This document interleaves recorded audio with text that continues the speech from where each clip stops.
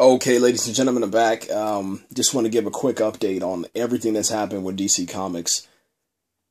It is official, man. Syfy is the network that is going to be developing the Superman prequel called Krypton. And obviously I'm going to start out with Krypton because it's Superman and that's just me, okay? All things Superman, that's me. Krypton is coming to Syfy.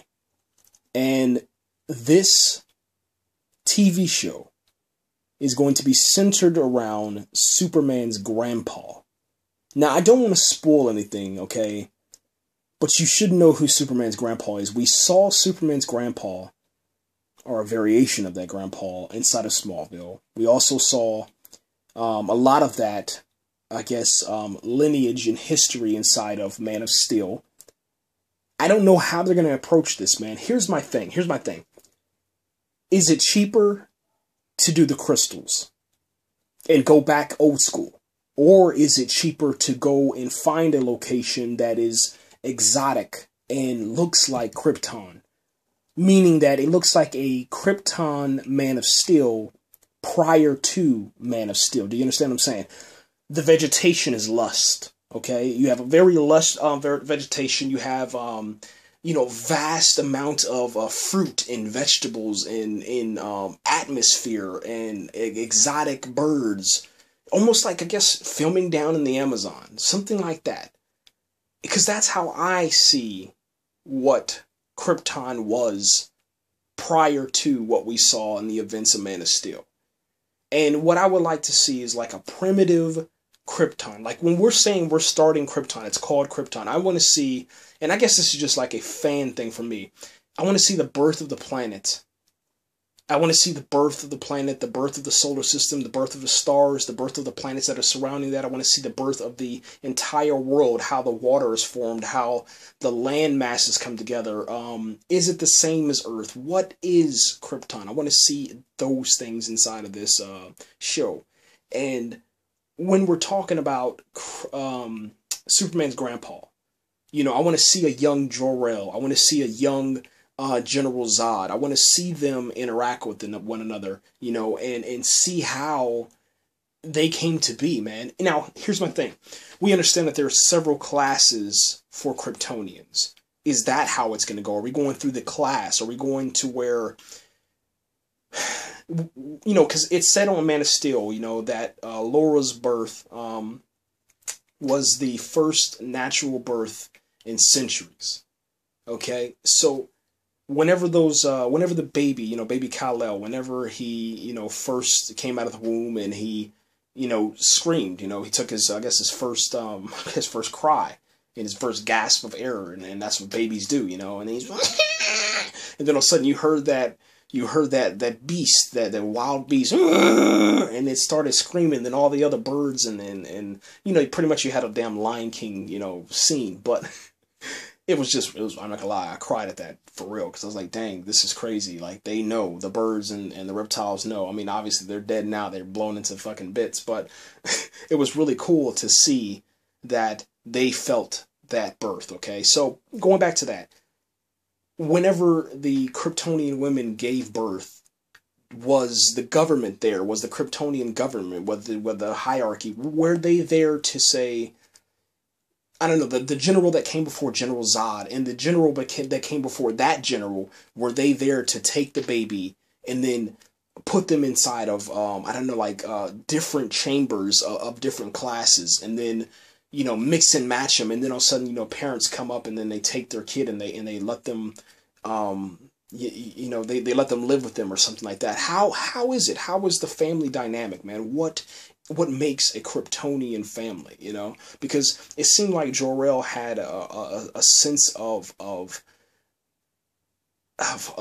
and honor and respect and duty and heritage and peace. And he had, like, I guess, standards and morals, and that's what I want to see out of this show. I want to see that. I want to feel, damn it, I want to feel like I'm on Krypton, man. That's my only thing. And now Syfy can do this, okay? Syfy, they have the potential, they have the money, they have the means, they have the know-how, okay? Now, here's my thing.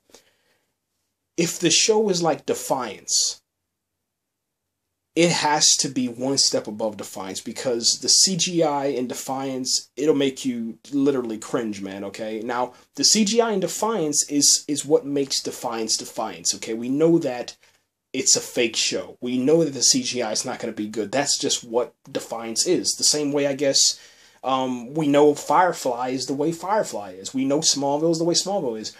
But for Krypton to really work, okay, because you're not going to have Kal-El, you're not going to have Superman, you're not going to have you're not going to have anybody. You know, you have to pretty much make up things. The only thing that will be interesting for you to actually probably have is probably Doomsday. That's the only thing that you can probably necessarily have, because depending on how far away and how young Jor-El is how long it's going to take us to see Kal-El.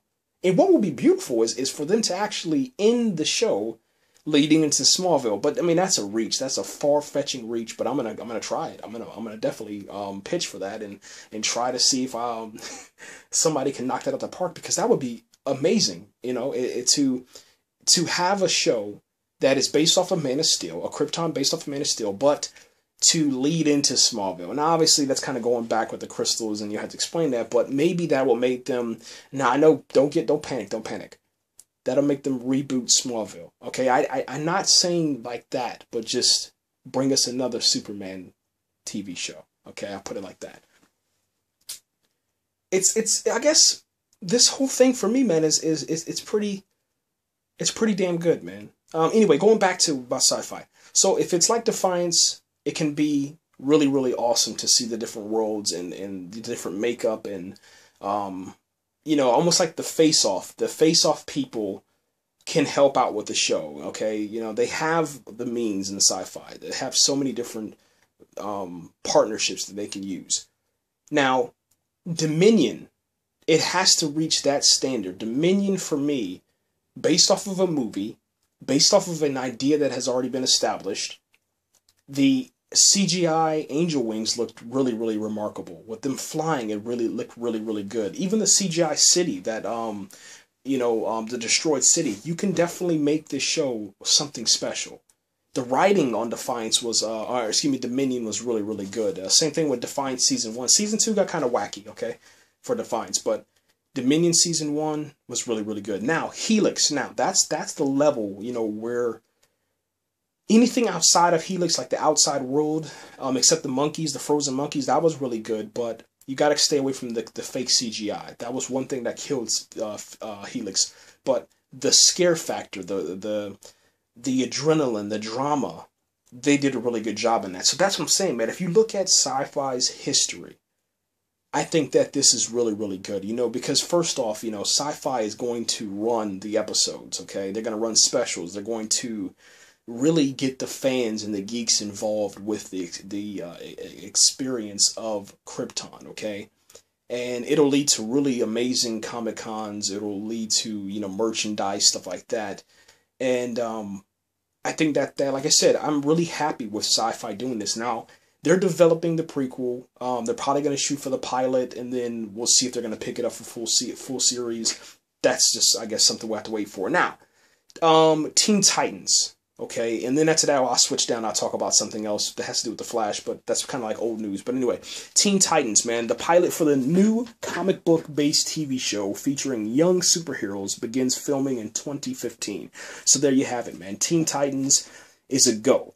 All right, and then we'll get the pilot in 2015. If you kind of look at that, you know, we have Age of Ultron. You have Star Wars Episode 7, The Force Awakens. And then you have Teen Titans. It's just going to, like I said, it's a goddamn good time to be a geek, to be a comic book nerd. You got to love it, man. All right, you got to love it. And then the last thing, man, Trickster, man. Mark Hamill is returning to the DC Comics TV show called The Flash, and he's going to be playing the Trickster again. And it's going to be really good to see him, man. There's a whole lot of news, man. The last thing I will include in this, and I mentioned this previously on one of my other podcasts, is the thing about Claire Holt. Claire Holt is not going to be playing Supergirl. She's not in the running no longer. I don't know why. Maybe it's because of the latest episode of the originals. It looks like her storyline in the originals is getting really, really deep, so that she probably doesn't have the time to do it. I think that's really sad, man. So I went on Twitter the other day and I said, CBS, get the original, not the original, because that would go back to Slater, but get our Supergirl from Smallville to play Supergirl. And she actually favored my my tweet, man. She clicked the favorite button, and that was pretty cool, man. So she's listening, and she's willing and able to do that. I just want to put that out there. Now, if you're looking for the tweet, man, look in the description box. You can see that. She's right there on Twitter, man, and she definitely gave me a favorite, man. And so think about that for a second. So if it's not working out for you guys, and who you're trying to hire, if Claire Holt doesn't want to do it, you have the original Supergirl from Smallville, who is waiting, willing, and able to actually do that. And she has a new series, called Bitten. And it's just something to think about, man. I just want to put that out there, man. So, right here, guys. Thanks again for watching, listening, doing all that good stuff, man. Let me know what you think about, Syfy, Krypton, the Trickster with Mark Hamill, and then Teen Titans filming in 2015. Thanks again.